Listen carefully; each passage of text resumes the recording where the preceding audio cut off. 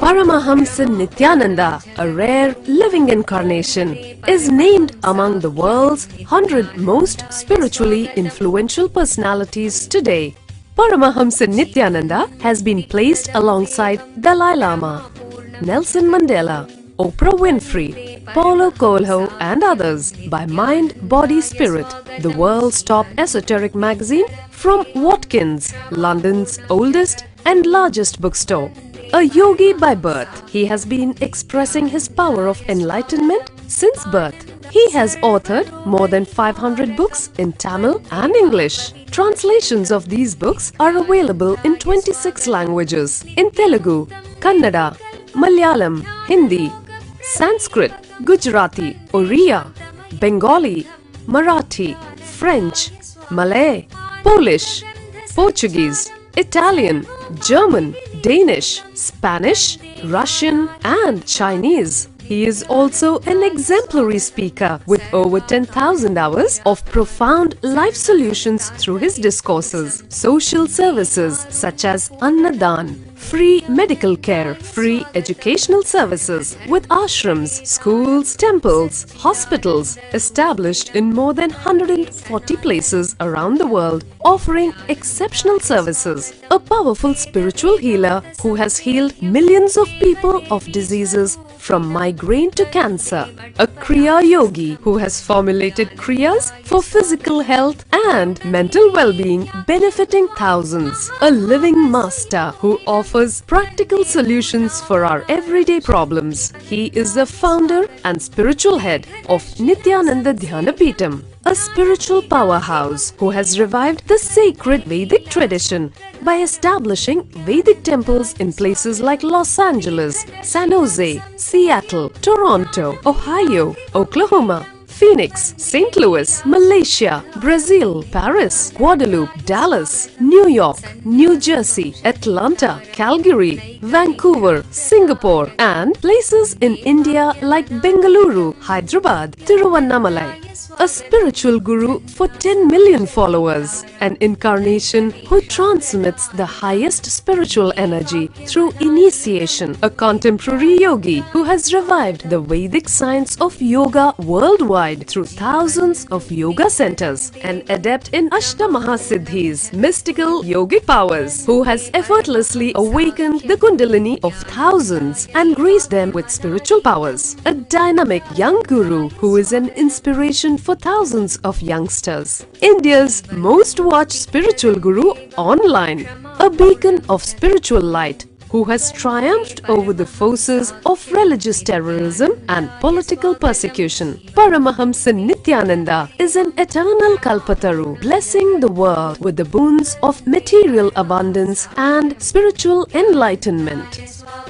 He is the 293rd Pontiff of the world's most ancient Hindu organization, Madurai Adinam. Nithyanandaya swagatam, anandanubhavaswadam, sarvaroga nivarakam, vande papa vinashaktam. Nithyanandaya swagatam, nityamuktam nirvikalpam, dhyanaloka pradipakam, vande shantamayam bandham. Nithyanandaya swagatam, anandagandha sancharam, sarvopadhi vinirmuktam.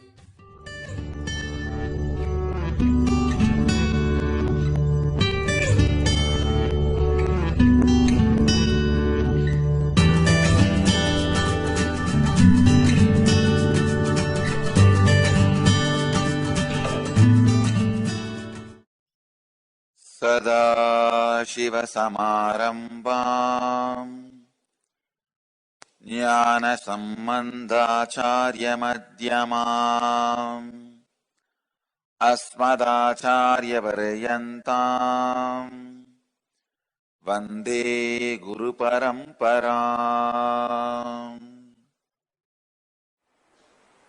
Even the life which is happening in your body is gift. Constantly you are showered. If you stand on this base, you can create wealth 10 times more. You can create infrastructure. See, if you start your life from the mood of not having, you will not create wealth, you will grab wealth. If you start your life feeling blessed, you will create wealth, you will not grab wealth. There's a big difference, understand? If you start your life with the feeling, I don't have, you will grab, you will never create. You will be waiting for the opportunities to grab. Sometimes people tell me, Swamiji, I am completely content. I tell them, oh, that's great. If you get a lottery, $1 billion, will you say you don't want? No, no, no. Then what do you mean by you are completely content? No. Move from contentment to fulfillment. Fulfillment is totally different from contentment. If you start with idea of not having, I don't have, you will only grab. You will wait to grab. If you start with the reality, I am showered. Still I am alive, my kidney is working, my liver is working, my brain is working at least once in a while, my heart is working.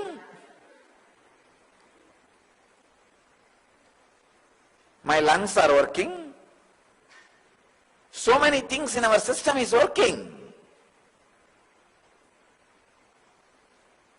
I am still feeling I am alive. Millions of possibilities open the moment you feel that you are alive. See, like the moment you are out of this door, the millions of stars are seen. The millions of possibilities are opening up. Same way, the moment you feel you are alive, the millions of possibilities are opening. The door for the millions of possibility is the first experience, I am alive.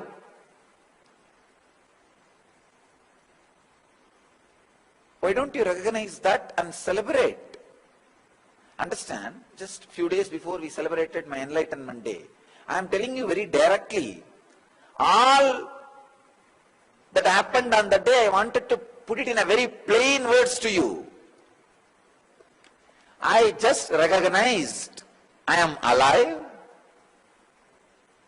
and I realized that I am alive opens thousands of possibility in the realms of mysticism, in the realms of life, in the realms of physical health, mental health, wealth, knowledge, enlightenment, relationships. In every realm which you feel is essence of life, are necessary for happy life, and finally being happy without anything, in all realms, I suddenly felt in each realm thousands of possibilities are opening for me because I am alive. All I did is I recognized I am alive, and I realized thousands of possibilities opening in front of me. Billions of possibilities are open in front of me, and I started celebrating, that's all. See, recognizing I am alive is Sat, truth. Recognizing billions of possibilities are there in front of me is Chit, consciousness. Celebrating, wow, is Ananda, that's all. Just I experienced Satchidananda, the glimpse of Satchidananda on the day. That's what I call enlightenment. And just decide, today you will recognize you are alive. You are alive means what? Now, millions of possibilities are opening in front of you. What million? Billion? What billion? Trillion. Possibilities are opening in front of you. You can be a good father or you can be a bad father. You can be a good brother or you can be a bad brother. You can be a good friend or you can be a bad friend. Or you can be healthy or you can be sick. But all are possibilities. Thousands of possibilities are open in front of you is enough reason to celebrate.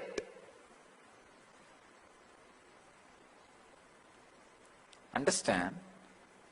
When you realize trillions of possibilities are open in front of you, you will become desireless. Please understand, I am cracking an important nut which keeps ignorance alive in you. I am cracking the head of the ignorance.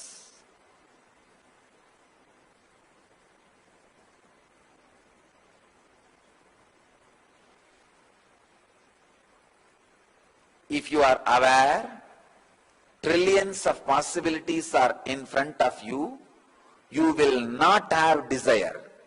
You will experience anashayam, means where not only there is desirelessness, the possibilities of desires gets burnt. You may think, how can it be? If there are billions of possibilities in front of me, naturally I will be having so many desires to have this choice, that choice, that choice, that choice. No. When there is billions of possibilities in front of you, billions of choices in front of you, suddenly you feel like resting in choicelessness.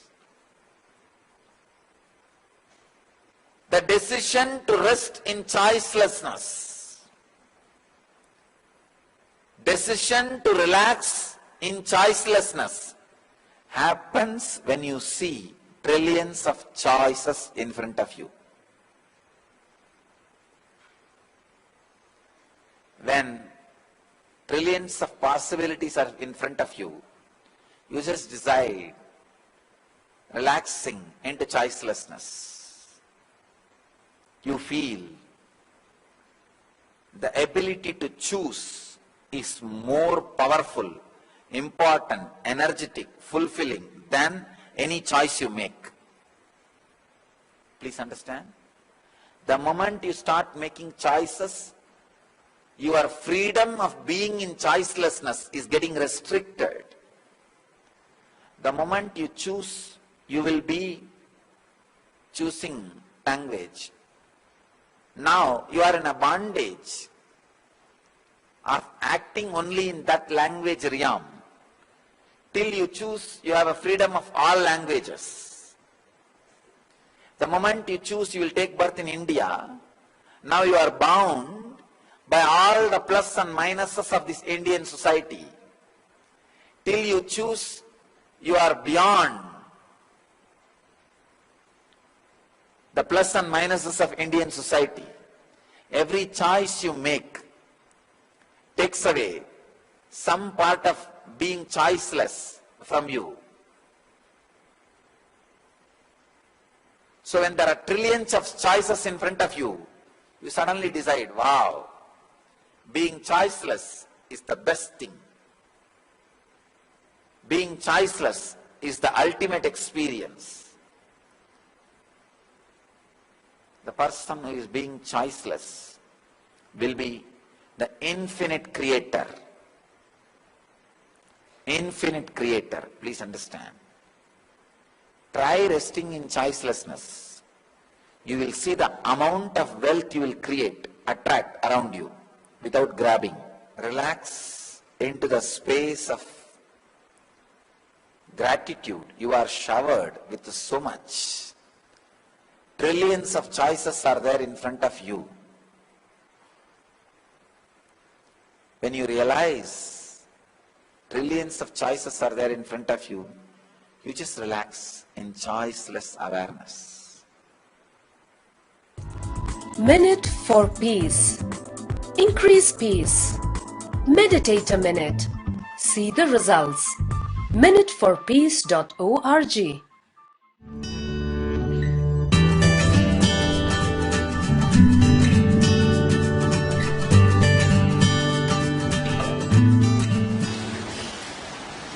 I speak on this fracture.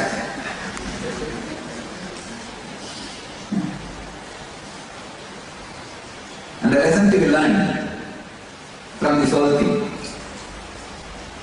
The lesson I live, and the lesson all of you can learn. Pick it up. First thing,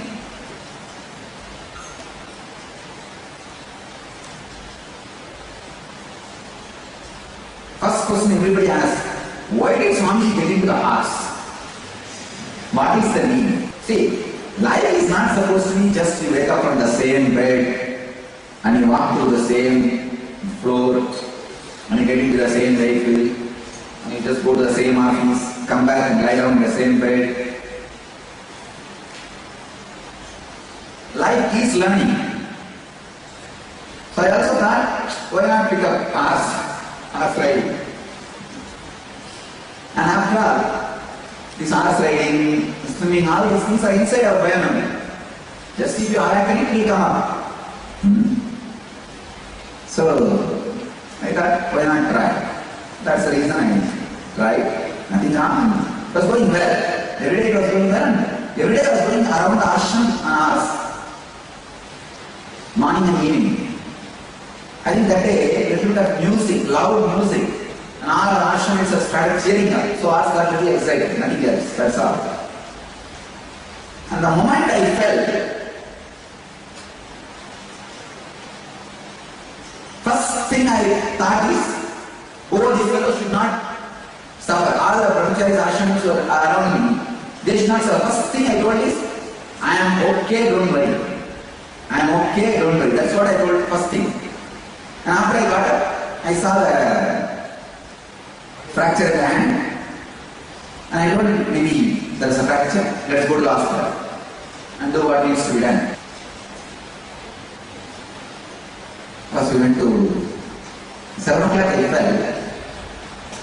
2:30 only they did the surgery. Till then no painkiller, no anesthesia, no pain. No painkiller, no anesthesia, no pain. It is a compounded 2 fracture, bones are gone piece. And doctors were shocked, surprised. They were again and again saying, what do you mean by no pain, Swami? I said, I don't know. Actually, the fracture did not do any problem to my body. Now the little bit of sickness I am adding is the medicines these fellows infused into my body. This antibiotic and all the anesthesia, everything they infused into the body. That is the reason I am having a little cough and phlegm and all that. Otherwise the original fracture did not do anything. There was no suffering, there was no pain. And fortunately, the moment I fell from the horse, that is also completely video recorded in the security camera. And the whole, how I was taken to the hospital, the whole thing is video recorded. And surgery is also video recorded. They are saying impossible. The doctors are saying it must be excruciating pain for me because the hole came out of skin. Bone has made a hole in the skin. There was bleeding. And some 3-4 pieces it became. 2 fracture and 3-4 pieces. And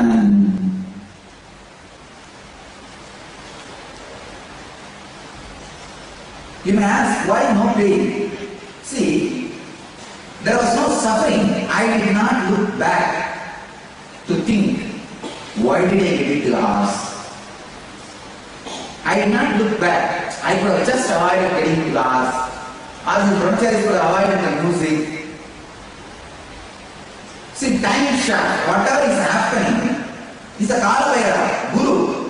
Kalavaira is Guru. Time is short. Time is short should not be looked with the why. You should not look at the time shot with the post-mortem mood. I did not do post-mortem. This is the way life is. That's all. Either look at the time with a deep, complete acceptance or with gratitude. I look at the gratitude. Fortunately, there was no injury on the head. There was no injury on the back. Usually when people fall from the horse, they have injury only on the head. They break collarbone.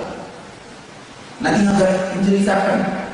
So I looked at Kalavera only with the gratitude.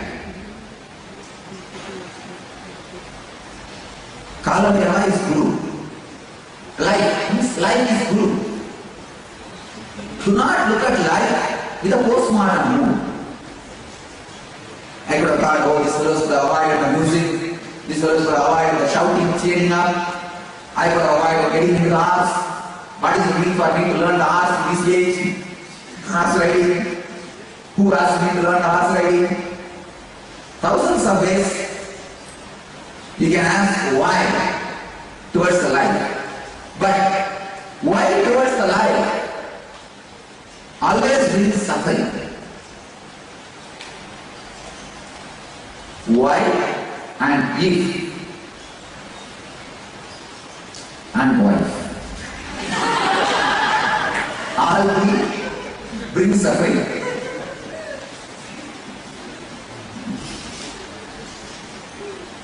The wife does not give any answers. It just brings more and more suffering. So I always tell you, look at the life, look at Kalavaira. Kalavaira means time shot. Whatever is happening, look at life. Either with complete acceptance or with deep gratitude. That's all.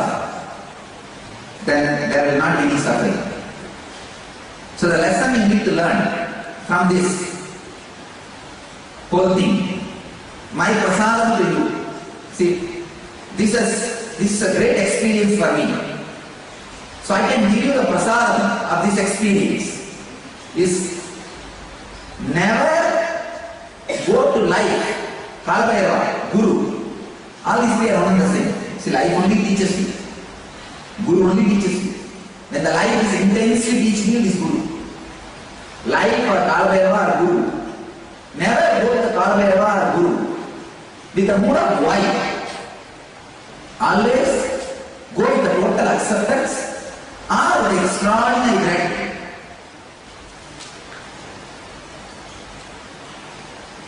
Not only that, I will show you now, miraculously how. In 2-3 days, the whole thing gets healed. Completely, the whole thing gets healed. I will show you. And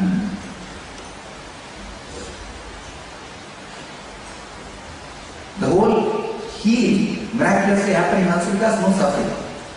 No suffering, no pain.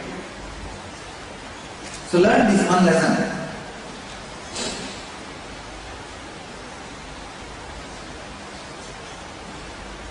Come on. Sit with this one idea for a few minutes. Let me approach life with a deep gratitude or full acceptance. Know why to life.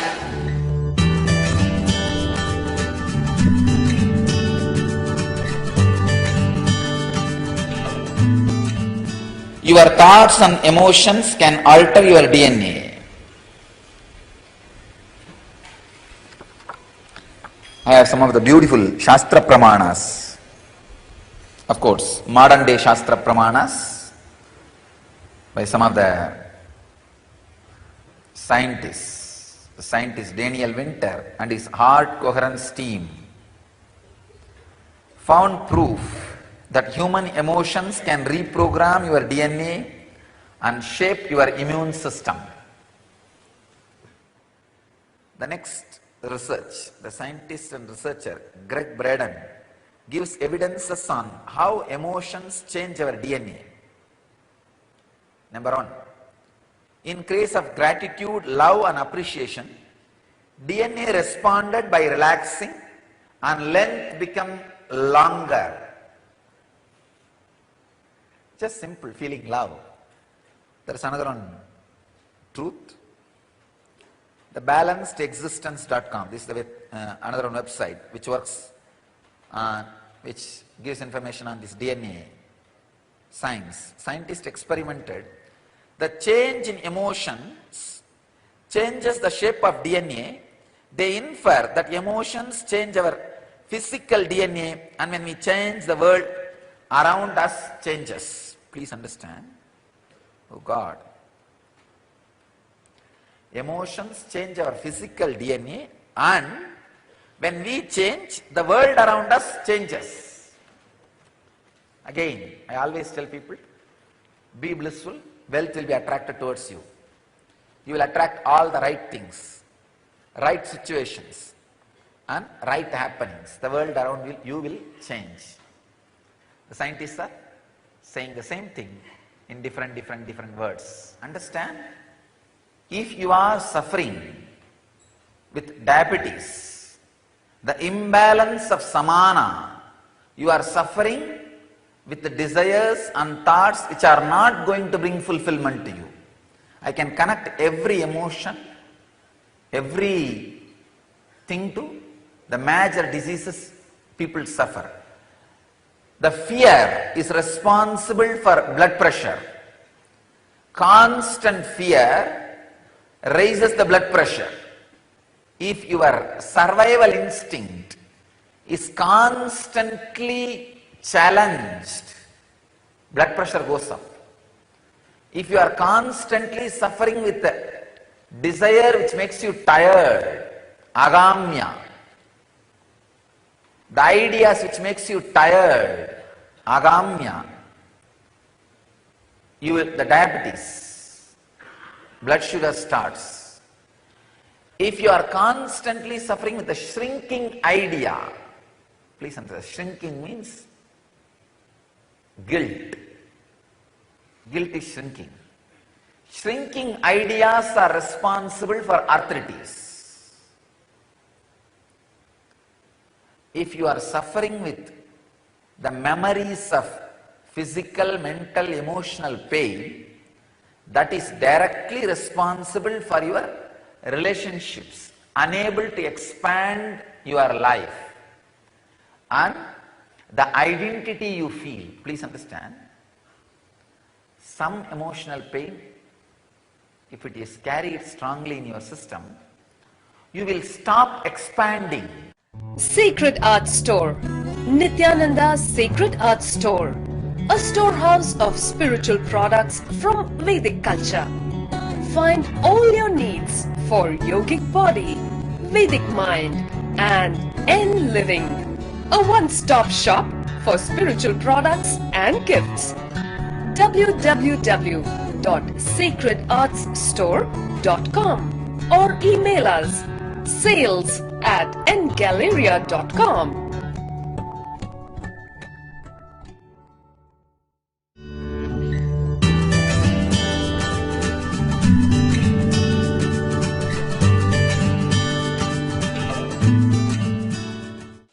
But honesty is only one ingredient for authenticity.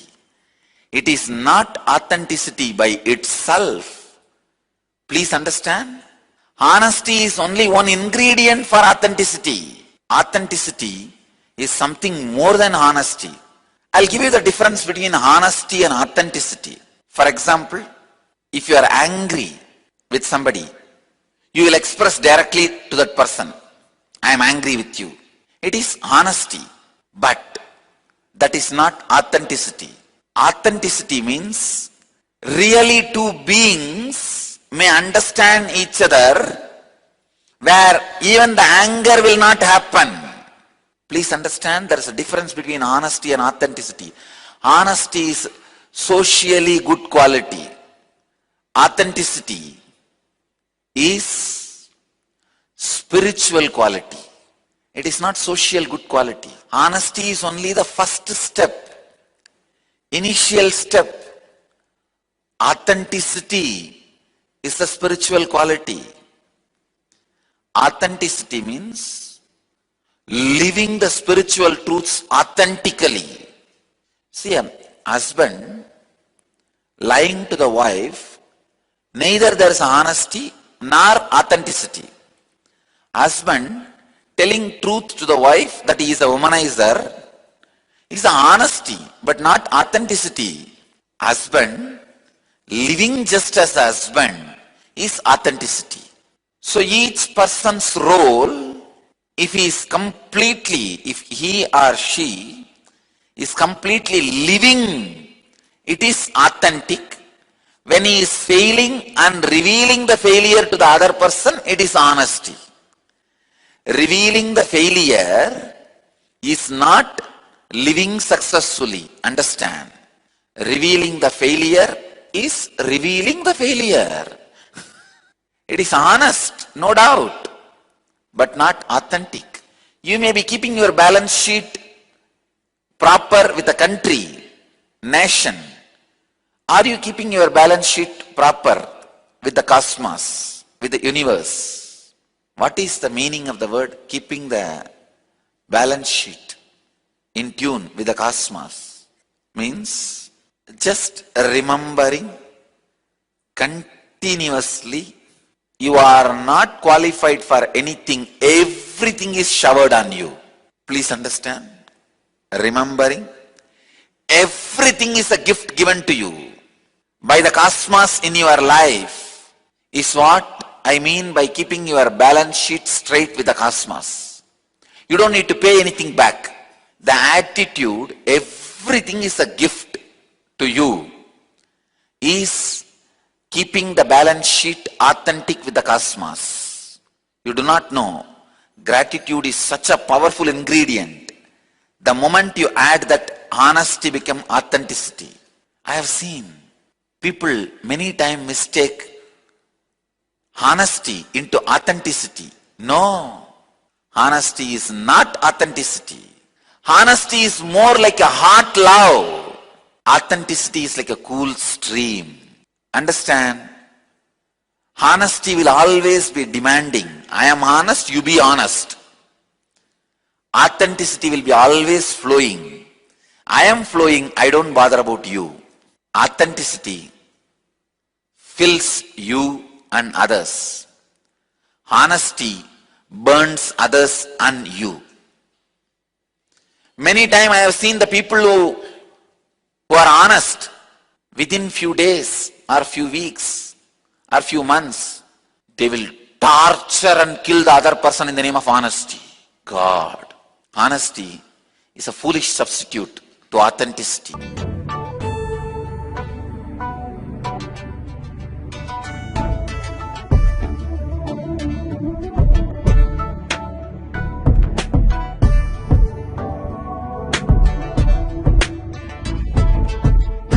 Putting all my trust in you, 'cause you know it's best for me to lead a blissful life, a life with no more strife.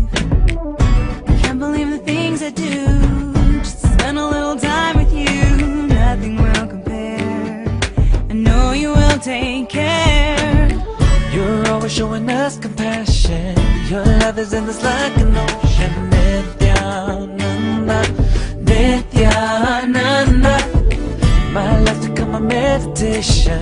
Ever since we had a deep connection. Nithyananda, Nithyananda. Oh, every time I see you, my consciousness expands. Oh, heart begins again.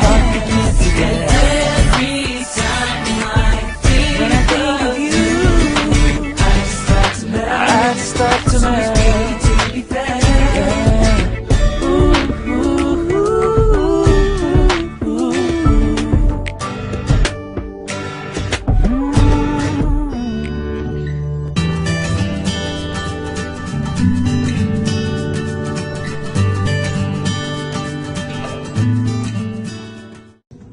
Gratitude is prayer.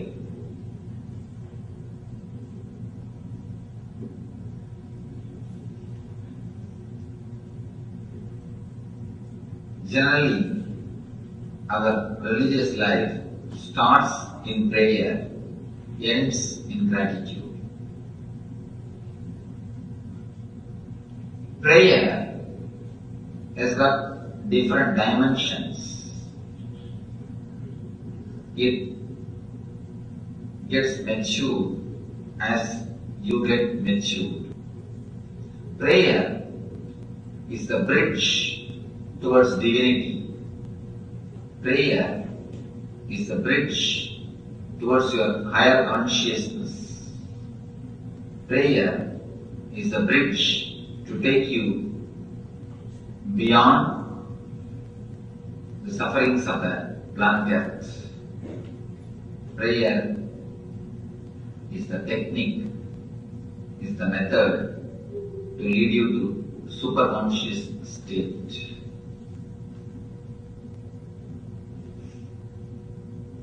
Let us understand the various dimensions of prayer step by step. One thing, prayer has got different forms. Nothing is higher, nothing is lower. Whatever way you can start, you can start. But naturally you will be growing towards the higher level of consciousness. First thing, in the physical level, prayer starts in the physical level. Going to the temple, praying to God, praying to the murtis of gods and goddesses, and doing some puja, doing some havan. First physical thing, prayer should be started in physical way. First, prayer starts in the level of physical worship. Then next, it goes to the level of verbal worship. You chant the stotras, you chant the mantras, you do the nama japa, chanting by words, you worship the divine, you pray. Now you come to a little higher level. First puja, then japa, stotra or repetition of the God's mantra. All these things are verbal prayer. Verbal prayer plays a major role in keeping the mind in higher form, in the higher level. The remembrance of some sacred syllable, continuous repetition with awareness, that's the important thing. Without awareness, repeating will become an unconscious habit. Please don't do that. The more your mind is filled with some sacred syllable, sacred words, the more your inner chattering will be cleansed. Your inner chattering has almost become like a junk. So much of unnecessary things you throw into it. So much of repression and suppression. So much of anger and violence you suppress inside your being. Where will all that go? It will go and disturb your inner chattering. Your inner chattering is made out of a stuff which you suppress inside. If you suppress too much of violence, if you suppress too much of sex, if you suppress too much of anger, those things only will come out in your inner chattering unconsciously. All your inner chattering is made of the same stuff which you suppress inside. What you put inside, that only will come out naturally. If you put mantras inside, the sacred syllables inside, the divine words inside, the stotras inside, good words inside, you will see you are radiating the same beautiful words, same beautiful feeling, same beautiful bliss. The more you chant the right words, less you will be chanting the wrong words. Second is the verbal prayer. Third is the important thing, mental prayer. When prayer reaches the third dimension, it becomes mental. First it is physical, second verbal, third mental. In mental level it is called as meditation. In physical level it is called worship or puja. In the verbal level it is called japa. In the mental level it is called meditation, dhyana. When you reach this level, neither your body needs to be involved, nor your inner chanting needs to be involved. Just your being will start relating. In japa, it is a communication. In dhyana, it is a communion. In prayer, it is communication between you and God. In meditation, it is a communion with you and God. You start experiencing the taste of divine. You start experiencing the glimpse of divine. You start experiencing the glimpse of bliss. Important thing, as long as you do puja or japa, you and God are different. The moment you enter the dhyana, you start realizing godliness in you. You start experiencing the divine in you. You start getting the glimpse of what you worshipped all these years. The unique communion starts between you and you. It is not even between you and God, because God becomes part of your being, you become part of Him. Drop merges into the ocean. Ocean merges into the drop. You start experiencing the glimpse. You start feeling you are the part of the whole. The Advaitic experience, Advaitic means non-dualistic. A feeling of oneness starts happening inside your being. A different kind of experience.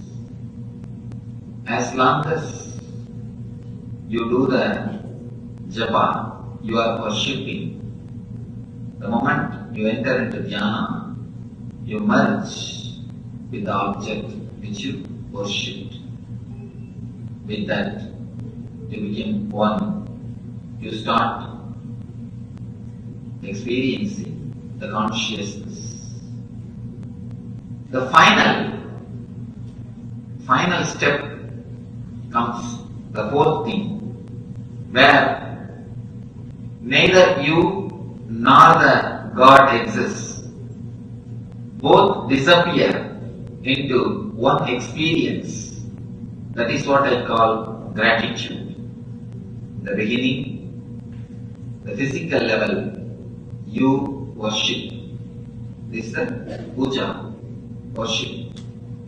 In the verbal level, you chant, japa. This is what I call repetition of the names. In the mental level, you meditate, you experience the divine in you. That is what I call dhyana.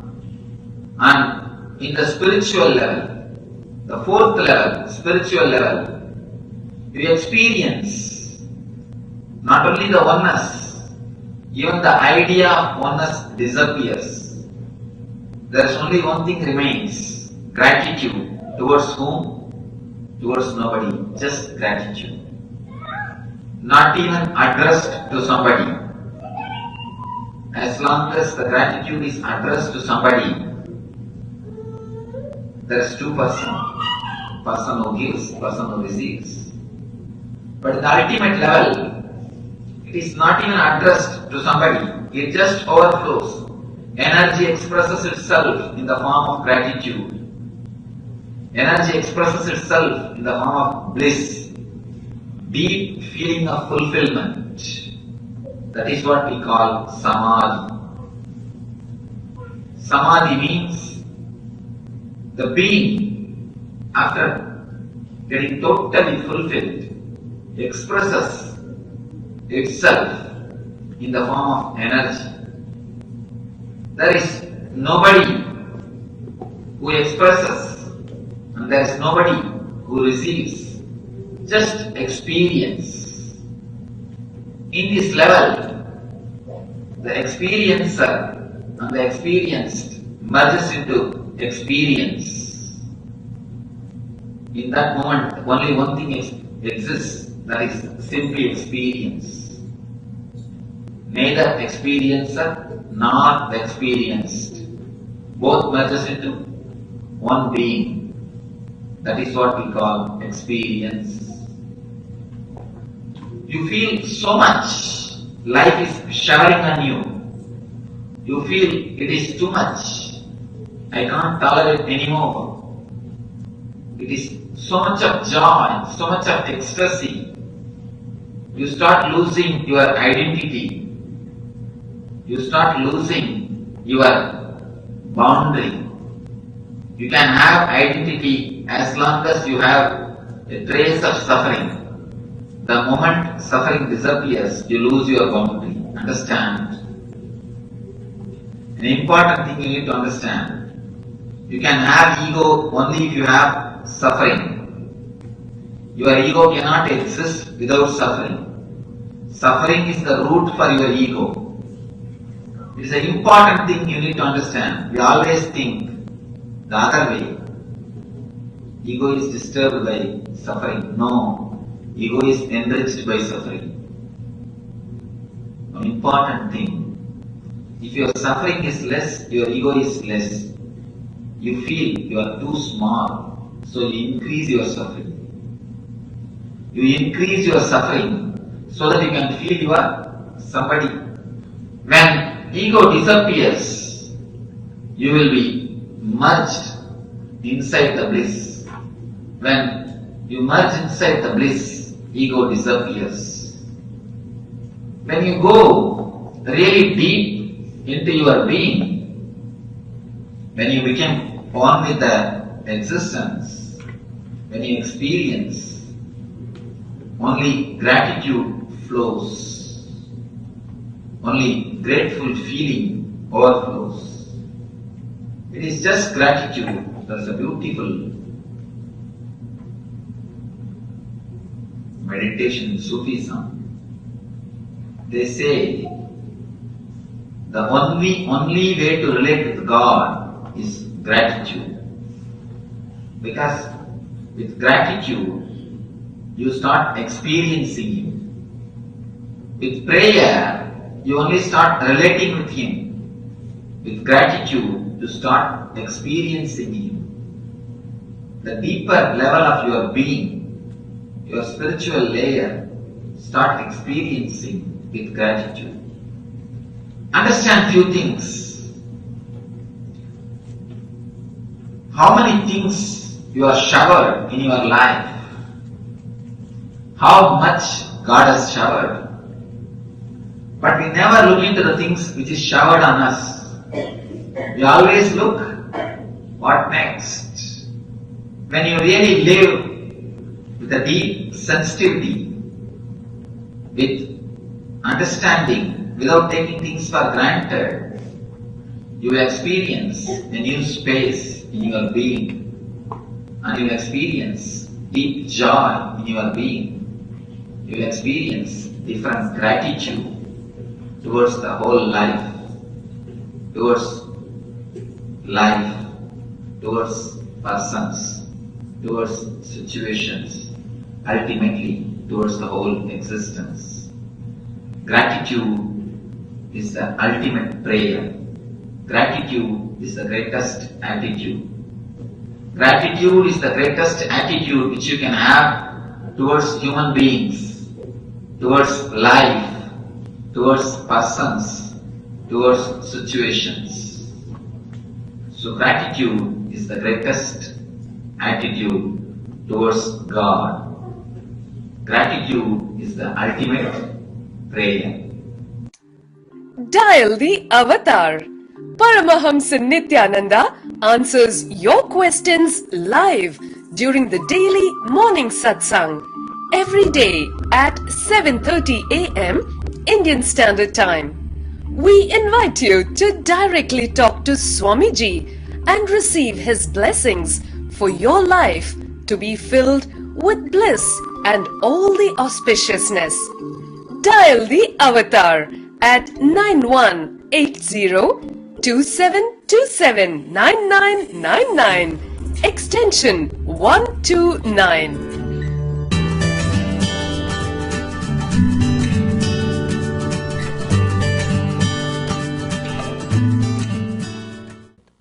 We relate, we worship through the idol, not the idol. Understand? When you see the deity, idol is not remembered. If you remember the idol, the deity is not remembered. When you see a stone elephant, you will not see the material. If you see it as a material, you can't see it as an elephant. An artist will see that as an elephant, but will not see it as a material. If there is a stone, if there is a wooden elephant, the elephant carved out of wood, a person who is involved with the wood business, if he sees, he will say, oh, sandalwood, wonderful wood, high cost, this must be the cost. He will be talking about the wood. He can never see the elephant. If an artist, if he sees, he will see, oh, beautiful sculpture, beautiful carving, elephant, amazing. He will not see the elephant. He will not see the wood. So if the moment you see the wood, you will not see elephant. The moment you see the elephant, you will not see the wood. It cannot happen in the same moment. It can happen only in the next moments. Even if you see wood, elephant, wood, one moment you can see only as elephant. Only in the next moment you can see it as a wood. The next moment you can see it as an elephant. When you see this as a God, you will not see it as a world. When you see this as a world, you will not see it as a God. If you see this whole cosmos as a world, giving you fear and greed, you can't see this as a God. If you see this whole thing as a God, you can't see this as a world. There won't be any fear and greed. See, the whole thing happened in Ramakrishna's life. Just an ordinary deity, statue. He started seeing it as a God. He was never able to see it as a stone or a statue. And it might have started in a very raw level, but slowly, just because of his very intensity, the whole thing became alive and led him to ultimate enlightenment, removing all the obstacles, guiding itself. He says, when he goes and talks to the Devi, she says, just to teach you the Jivan Mukti, Nirvikalpa Samadhi, I brought him here, go and learn. Then he comes back and says, he is telling me to drop you. He is telling me to kill you, destroy you. She says, yes, do it. Please understand, in India, villages, I always tell this one example, Indian villages, they burn the dead bodies. They will use a big stick, big bamboo, to burn the body. Once the whole body is burnt, they will throw that stick also in the same fire, and that also will be burnt. Same way, use master's form or God's form to burn the attachment with all other forms. When all other forms attachment is dropped, this form is intelligent enough to disappear by itself or guide you to beyond the formlessness. The master's form or the God's form is intelligent enough to lead you to beyond all the forms and lead you to very form itself. So Kali says, yes, go beyond my form, cut the form. And I can say, That is the moment of ultimate gratitude. Ultimate gratitude. He has liberated you from everything and liberates you from himself also. Liberates you from himself also. Then suddenly you will see his form will not be there anymore in your inner space, but you know he is there. He is there. He is there. Intensely present. Intensely present. As long as you feel connected with the form, sometime you will see he is present, sometime you will see he is absent. And you will struggle to feel connected, maintain that feeling connection continuously. You will struggle to feel the connection continuously.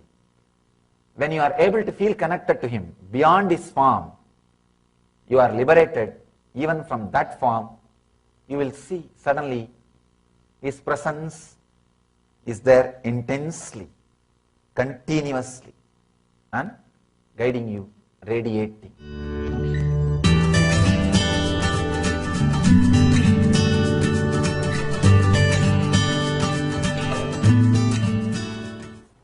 This Thanksgiving is one of the wonderful thing I learned from the West. Understand? I am very open and honest. Whatever is said and done, somehow the Thanksgiving idea was not there. The very idea did not get engraved so much in India. Only in the West, especially this function, this Thanksgiving function, I saw so much of importance and respect is given to it. And I understood, yes, there are some wonderful things we need to learn. In India, maybe there during Deepavali or something, but not keeping this as a main base or backbone structure. So this was one of the great thing, at least I learned from this country, from this tradition. And not only that, even verbally thanking is given so much of importance in this culture, which is needed. The Vedic tradition, the thanking or the gratitude, it has become more a spiritual quality. It was never a social quality. It was there, but more or less a spiritual quality. But here I saw it's vibrant, alive in every day-to-day life. It is a social quality which we need to really learn and imbibe. Maybe I can say this is a kind of a constant meditation, every day meditation. Whenever you say the word thank you, that's like a everyday meditation, reminding yourself how the gratitude becomes a spiritual practice today. Very funny, but a very mystical incident. Today Pradosha Puja was there, means before the discourse around 5:30, the puja for Nandi. Today is the day Mahadeva gave Shivasutras to Devi. Pradosham is the day Mahadeva spoke these teachings, these sutras to Devi. Today I went and sat there, and after the puja, the archana started. I was in such a deep silence and samadhi. The archana was going on.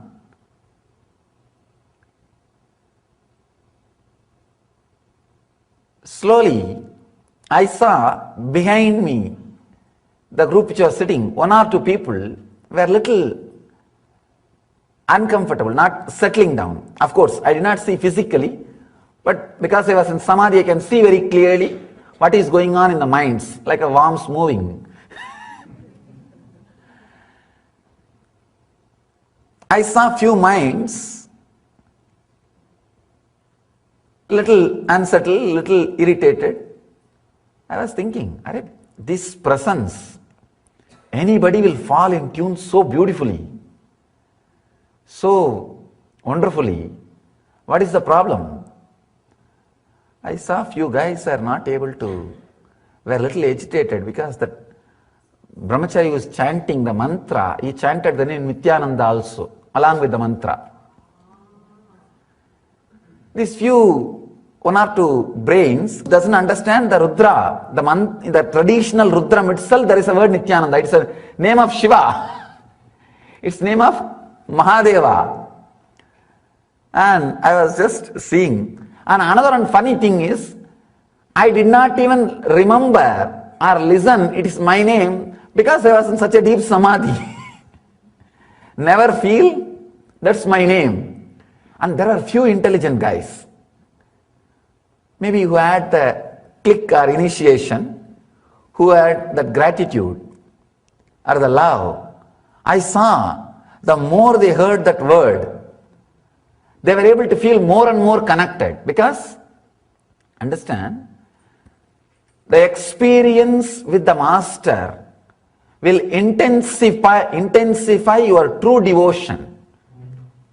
Usually, master is used like an object to create devotion in you. Many of our disciples come and tell me, Swamiji, only after I felt connected to you, only now I feel connected to all the puja, rituals, tradition and everything. Till then I never had connection with all those things. All those things people used to do, I go there like a ritual. Only now it makes sense so much. It makes meaning. Master is like a window or a door. Feeling connected to him or grateful to him will open a new door of being grateful to everything. Feeling connected to everything. Few people who had that click, I saw very beautifully they were able to settle. And the few people, and even those few, it is not that they never know or never had any blessing or never had any benefits from the master. They had. But that gratitude, the thanking attitude has not started. If that starts, you will stop judging. Thanking is one of the very powerful quality. In our first meditation technique, the first meditation program, the 7th technique, the quality to open the Sahasrara chakra, the ultimate chakra, is gratitude. In gratitude, you will stop judging and fall in tune more and more and more. I saw today beautifully the power of thanksgiving, consciously. Power of thanksgiving. That those few guys, they also do not know traditionally the Nithyananda is one more name of Shiva. If you chant the Rudram, the original Rudram, from the Varanasi edition, there will be a name Nithyananda. And I saw the person, both of them do not know. Person who got agitated and person who felt connected. Both of them do not know traditionally it is the name of Shiva, so it is getting chanted. And the person who did not get agitated, he had some gratitude. Because of that, that name only connected him more and more. The person who did not have, because of that one word, one agitation, he was not able to connect to the whole ritual. The whole ritual. I just smiled and I understood the whole thing. I smiled and turned to the priest and said, stop chanting. He stopped. He just chanted only a few times, then he stopped. If you attended the puja, you would have seen why suddenly Swamiji stopped the recital of his name. That was the reason. Understand, whenever the one simple quality of gratitude, if it starts, gratitude is like a small fire which can burn all your karmas. All the karmas. Anything which you carry on, which you brought, which you are accumulating, anything can be burnt. A simple remembrance of gratitude, not only to the master, to every being, to everything. It brings so much of sensitivity. It brings so much of love. and so much of settled feeling, so much of connected feeling, it can just move. I saw the person who was agitated a little bit, whose mind was complicated. His mental thought, the structure was, why should his name being chanted? And he doesn't understand. The person whose name is chanted, he doesn't even remember it is his name. It is his name. Somebody asked me in the discourse, why should you be there and we should be here? I told him very beautifully, actually understanding these few ideas will really give you the deep insights about Thanksgiving, where we miss and what we miss. I told him, because I am nobody, I am here. Because you are somebody, you are there. Understand that if you are somebody, even if you are made to sit here, you will think, I think for my qualification, it should be little better. Wherever you go, whatever way you are respected, you will feel that something more has to be done, should have been done. If you are nobody, whether you are respected or not, you will never bother. You will be in such easiness, comfort. There will never be a disturbance. Person who has become nobody, wherever he is, he will be comfortable. Person who has become somebody, wherever he is, he will have some complications, some misunderstanding. The gratitude will make you as nobody. You will be a flowing energy. You will be just flowing energy. I have seen that flowing energy in the poems of Sufi mystics. Sufism is completely the tradition based on the gratitude. And the way in which they flow, it was such a wonderful flow. It was such a gratitude-based tradition.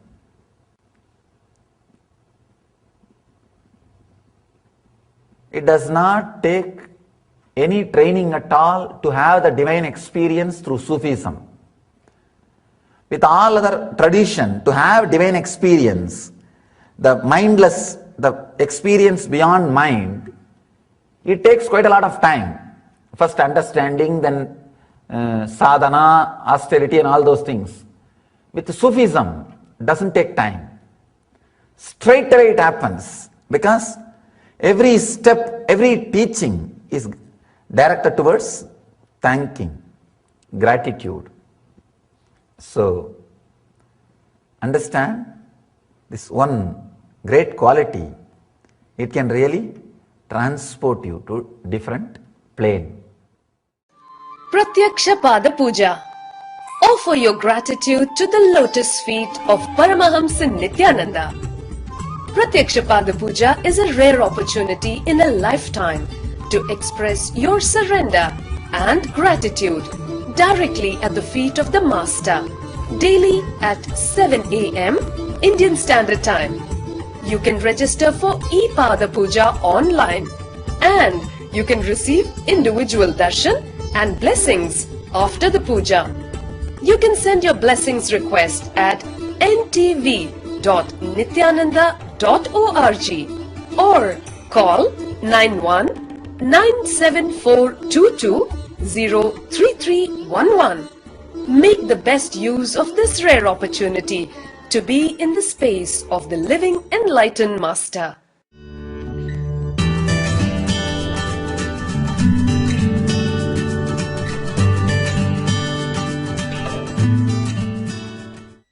What is the reason we do puja at the Guru's feet?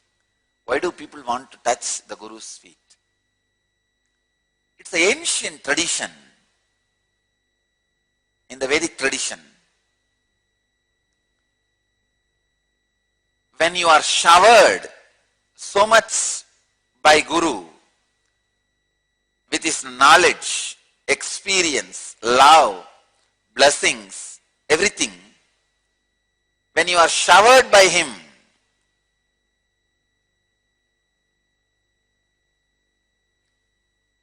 overflowing gratitude, you don't know what to do. So you offer whatever you have at his feet. That is the way the tradition of Guru Puja started. The Vedic tradition. This is the oldest ritual. Please understand. Oldest sacred ritual is Guru Puja. The moment the first disciple was excited, Parvati, Adi Shakti is the first disciple. The moment she was excited with the experience of Shiva, experience given by Mahadeva, Shiva, in that extraordinary gratitude, she fell at Mahadeva's feet and offered whatever she had at his feet. So the first ritual, Guru Puja, started. The first initiation is Shiva Sutra. The first sacred ritual is Guru Puja.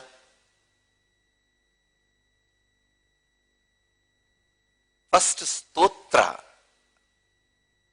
is Guru Gita.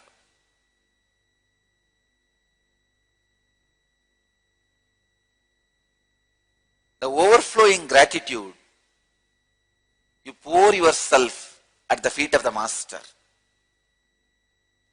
And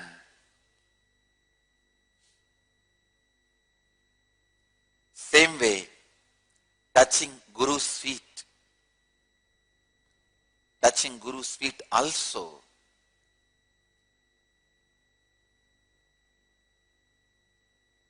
In the ecstasy, you always feel like offering yourself at his feet.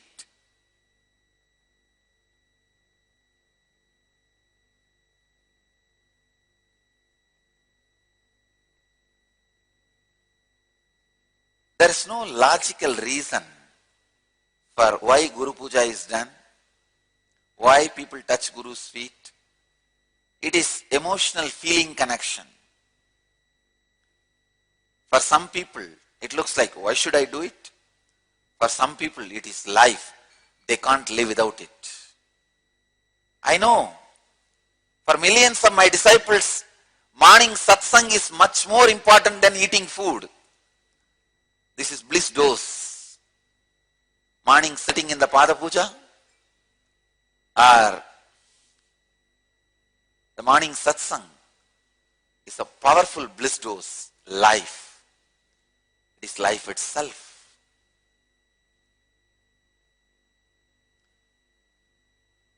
So please understand, it is the individual's emotion. I also wanted to tell you one more thing. Do all this only if you feel intensely connected to it, not otherwise.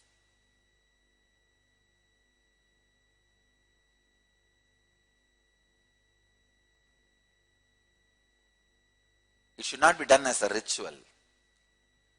See, as far as yoga is concerned, whether you want it or not, it has to be done. Because you are working on body. But when the Guru Puja comes, it is in your mind. Your mind itself should feel it. Out of ecstasy and joy, you should be pouring it.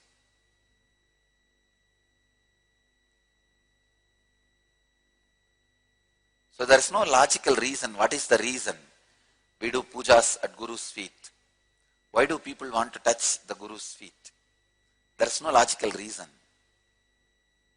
Just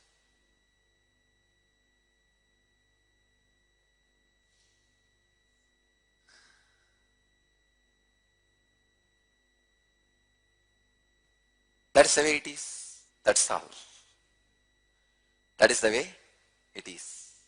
Let you all achieve, experience, live, express, radiate, share and explode in eternal bliss. Nithyananda. Nithyananda Dhyanapitham, Nithyananda Nagar, off Mysore Road, Bidadi, Bangalore, 562109. Contact 09742203311. www.nithyananda.org, www.youtube.com/lifeblissfoundation. Welcome to Inner Awakening, the most powerful personal transformation retreat you could ever experience. In just 21 days, thousands are already experiencing the shortest route to constantly high energy levels, visible anti-aging, healing of chronic diseases, fulfilling relationships, and higher states of consciousness. What is the secret behind this transformation?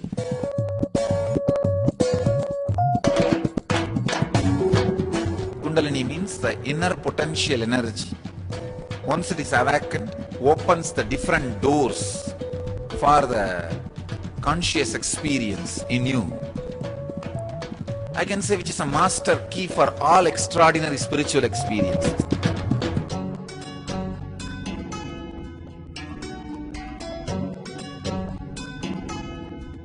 This extraordinary program is conducted personally by Paramahamsa Nithyananda in the vibrant atmosphere of Nithyananda Dhyanapitham Ashram.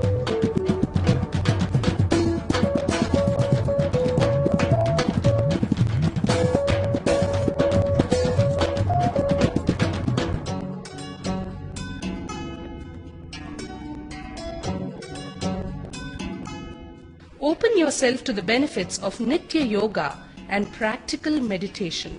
Experience physical and mental healing. Discover simple ways to handle life with success.